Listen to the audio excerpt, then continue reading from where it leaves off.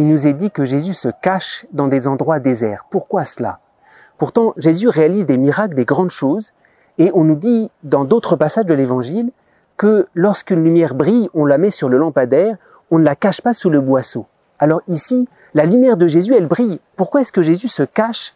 Pourquoi est-ce qu'il se met dans des endroits déserts, à l'écart? Alors, peut-être de façon un peu superficielle, on pourrait dire c'est par humilité, parce que Jésus ne cherche pas les louanges, il ne cherche pas la réputation. Sans doute, il y a une raison beaucoup plus profonde.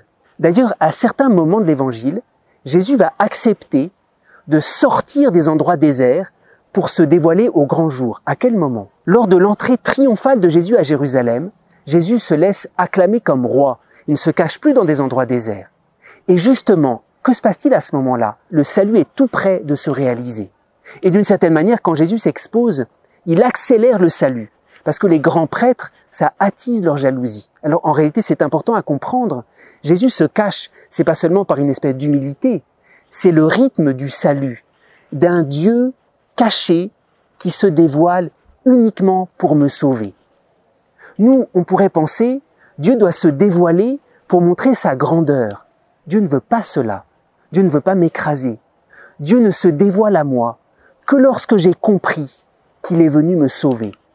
Si Jésus attend que le salut soit au bord d'être pleinement réalisé pour se dévoiler, c'est ça qui est la clé de son mystère. C'est vrai, Jésus se dévoile à Jérusalem. Jésus se dévoile devant les grands prêtres. C'est important pour nous parce que, à certains moments de notre vie, on se plaint que Dieu se cache. Pourquoi est-ce qu'il ne se manifeste pas plus dans ma vie?